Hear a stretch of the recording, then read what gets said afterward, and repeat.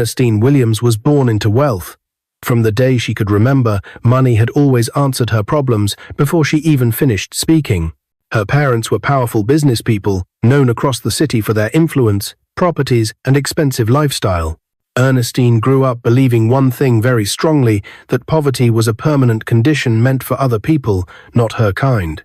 She drove expensive cars, wore designer clothes, and attended only the most exclusive events. On that particular Saturday morning, Ernestine was in a hurry. She had been invited to a high-profile birthday party, one that would be attended by politicians, celebrities, and fellow billionaires. She dressed carefully, picked a stunning outfit, and stepped into her white luxury Jeep with confidence. As she drove down the road, music playing softly, her phone buzzed with messages from friends already at the venue. She smiled proudly. Today was going to be another reminder of how blessed her life was. Then suddenly, the car made a strange sound. Kirk. Kirk. Before she could react, the Jeep slowed down and stopped in the middle of the road. "What nonsense is this?" Ernestine shouted, hitting the steering wheel angrily. She tried starting the engine again, but it refused to respond. Frustrated and embarrassed, she stepped out of the car and made a phone call. Within minutes, another vehicle arrived, and her faulty Jeep was towed to a nearby mechanic workshop. The workshop was small, dusty, and noisy. Several cars were parked around, and young boys' apprentices were busy working under engines. The smell of oil filled the air. Ernestine stepped out, looking around with disgust, as if the place offended her presence. "Who is in charge here?" she shouted. A calm-looking man in his early 30s wiped his hands with a cloth and walked toward her. His name was John, the manager and head mechanic of the workshop. His clothes were stained with grease, but his eyes were gentle and respectful. "Good afternoon, madam," John said politely. "Please, how can we help you?" Ernestine did not respond to his greeting. "My car broke down on the road," she snapped. "I have a very important event to attend. I don't have time for delays. Attend to my car immediately." John glanced at the workshop and then back at her. "Madam, we will surely attend to your car," he said calmly. "But there are other customers who arrived before you. Please, kindly exercise patience. You will be attended to in due time." Ernestine laughed loudly. "Patience?" she scoffed. "Do you know who I am? Let me buy your time for today. How much do you want?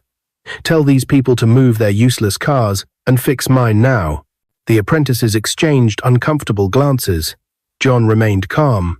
"I am sorry, madam," he said firmly but respectfully. "We attend to customers in order. Money cannot change that." That response annoyed her deeply. She rolled her eyes and walked away angrily, muttering insults under her breath.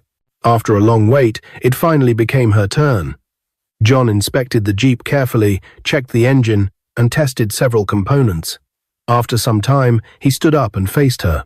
"Madam," he said, "your engine is badly knocked. It will need to be changed completely."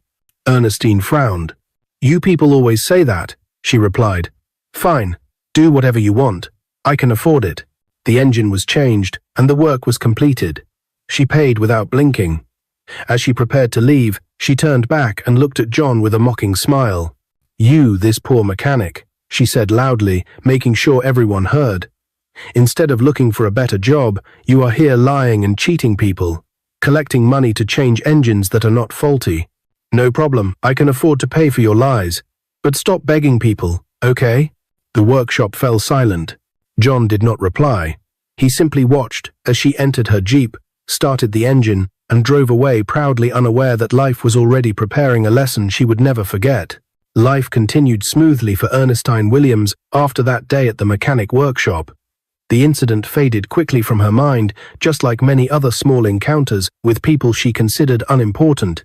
Her days were filled with meetings, luxury trips, and high society gatherings. She laughed loudly, spent freely, and lived as though tomorrow could never bring trouble. But fate is patient. A few months later, her father fell ill. At first, it seemed like nothing serious, just weakness and fatigue. Doctors assured the family it was manageable. Ernestine believed money would solve it, as it always had. She paid for the best hospitals, the most expensive doctors, and special care. Yet, her father's condition worsened. Her mother, already fragile from stress and age, soon became sick as well. Ernestine found herself spending long nights at the hospital, surrounded by beeping machines and worried relatives. For the first time in her life, fear sat beside her quietly. Within a short period, tragedy struck. Her father passed away. A few weeks later, her mother followed. The mansion that once echoed with laughter and confidence became silent.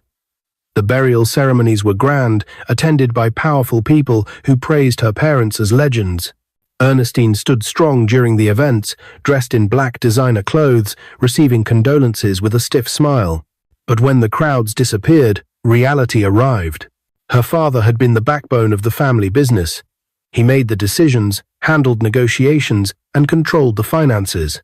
Ernestine soon discovered that the company was drowning in debt, something her father had kept hidden while trying to manage it quietly. Meetings turned tense. Banks demanded repayments. Partners pulled out. Contracts were cancelled. Within months, the great company collapsed. Ernestine tried to save it. She hired consultants, lawyers, and advisors, but nothing worked. Every attempt felt like pouring water into a basket. One by one, her investments failed. Properties were sold to cover debts. Cars were auctioned. Accounts were frozen. The same friends who once praised her stopped answering her calls. Invitations stopped coming. Doors closed. She watched helplessly as her wealth disappeared, not slowly but violently, like a storm tearing down a house. Soon, Ernestine had to leave her mansion. She moved into a smaller apartment, then later into a rented room. She sold her jewelry, her clothes, even her last car. Pride forced her to pretend everything was fine, but hunger does not listen to pride. One evening, she sat alone on a thin mattress, staring at the wall. "How did this happen?" she whispered. The memory of the mechanic workshop flashed briefly in her mind, the calm voice, the patient eyes, the words she had thrown like stones. She shook her head. "No, that was nothing," she muttered. But life was not done with her yet. Soon, even the rented room became too expensive. Ernestine found herself on the streets, weak, thin, and unrecognizable. The woman who once mocked poverty now stood in torn clothes, begging strangers for food. "Please, anything to eat," she would say softly, eyes lowered. Some ignored her. Some insulted her. Some tossed coins without looking. Every rejection cut deep. Each night she slept hungry, wrapped in shame and regret. For the first time, she understood how cruel the world could be when money was gone. One afternoon, under the hot sun, Ernestine sat by the roadside, her stomach aching with hunger. A car slowed down nearby, a clean, well-maintained vehicle. The driver was John, the mechanic. Years had passed, but his face had changed, only slightly more confident now, more settled. He had worked hard, saved wisely, and slowly built a better life for himself. As he drove past, his eyes caught a familiar face. He slowed down. He looked again. His heart skipped. "That can't be," he murmured. He stopped the car and stepped out. Ernestine lifted her head slowly, her eyes dull from hunger. When she saw him, her breath caught in her throat. The world seemed to stop. The man she once mocked now stood before her, clean, calm, and stable. She tried to speak, but her voice failed. John recognized her fully then. The proud billionaire. Now broken. Their eyes met. And for the first time in her life, Ernestine Williams felt truly small. Ernestine's new life began before sunrise. The first morning at John's workshop, she woke up with a stiff back and tired legs. The small room was quiet, nothing like the large bedroom she once owned. There were no helpers, no soft bed, no luxury, only silence and responsibility. She stepped outside and breathed in deeply. "Today I will try," she whispered. At the workshop, John introduced her properly, not as a billionaire, not as a woman to be pitied, but as a worker. "This is Ernestine," he said to his staff. "She will be helping with cleaning and customer records. Please treat her with respect." Some of the workers looked surprised. Others looked curious. None of them knew her past. The work was hard. She scrubbed floors, washed greasy tools, and cleaned car parts until her hands ached. The sun burned her skin. Oil stains ruined her clothes. By midday, sweat soaked her hair. More than once, she wanted to quit. But each time, she remembered the roadside, the hunger, the shame of begging. So she continued. Days turned into weeks. Slowly, Ernestine began to change. Her body grew stronger, her pride softened. She learned how to greet customers politely, how to record payments, how to listen without shouting. For the first time, she understood what it meant to earn money honestly. One afternoon, a customer shouted angrily at her over a delay. In the past, she would have shouted back. Instead, she bowed her head slightly and said, "I am sorry for the inconvenience, sir.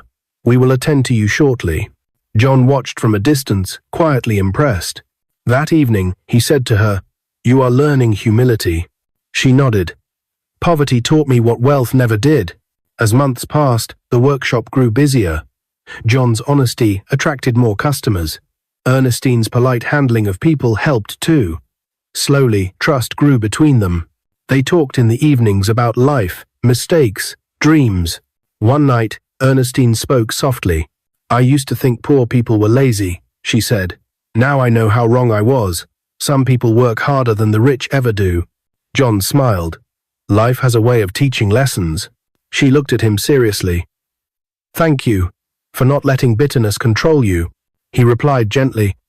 "Forgiveness freed me long before it freed you." Time continued to heal wounds.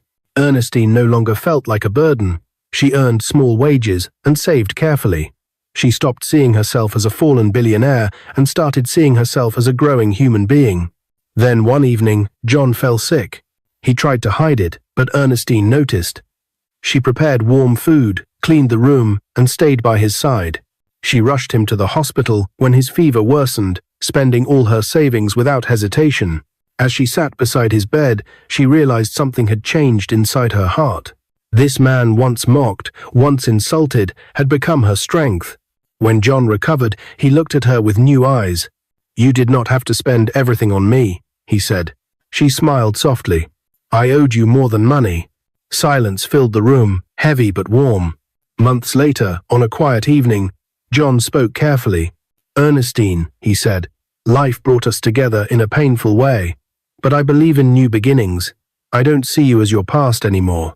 Her heart beat fast. "I feel the same," she said honestly. "I don't see you as the poor mechanic I once mocked. I see the man who saved me." He took a deep breath. "I want to build a future with you," he said. "Not from pity, from respect, from love." Tears filled her eyes. "I would be honored," she replied. That night, Ernestine knelt again, but not in shame. This time, it was in gratitude. The wedding was simple. There were no expensive decorations, no luxury cars, and no powerful guests. Just a small gathering at a local registry, followed by a quiet celebration at John's modest home. Yet for Ernestine, it was the richest day of her life. As she stood beside John, holding his hand, she felt something she had never felt in all her years of wealth peace. She looked at the man she once mocked and smiled softly. Life had truly flipped the script. After the marriage, Ernestine continued working at the workshop. She did not stop because she was now John's wife. Instead, she worked harder, determined to never forget where she came from and what she had learned. Together, they expanded the business. John handled the technical side, while Ernestine managed records, customer relations, and small investments. She applied the business knowledge she had learned from her parents, this time with humility and honesty. Slowly, the workshop grew into a well-organized auto service center. Customers trusted them. Workers respected them. Money began to come not in excess, but in stability. One evening, as they sat outside watching the sunset, Ernestine spoke quietly. "I used to think wealth meant power," she said. "Now I know it means responsibility." John nodded. "And kindness." They started helping others quietly. They gave apprentices fair wages. They offered food to beggars. They helped young people learn skills instead of mocking their struggles. Years later, Ernestine stood in front of a small group of workers at the expanded workshop. She looked confident, but not proud. "There was a time," she said, "when I believed I could never be poor. I believed money made me better than others. I was wrong." She paused. "I once mocked a poor mechanic. Today that same man is my husband, my teacher, and my blessing." Some workers wiped tears from their eyes. Ernestine often remembered the day she knelt on the roadside, begging for forgiveness. That moment had broken her pride, but saved her soul. Life did not return her to billionaire status, but it gave her something greater: character. As she walked home hand in hand with John, she knew the truth now. Humility builds what pride destroys. And sometimes, the people we look down on are the very ones God sends to lift us up. What is your view about this story? Where are you watching from? If you like the story, comment, share, and subscribe to our channel for more interesting stories.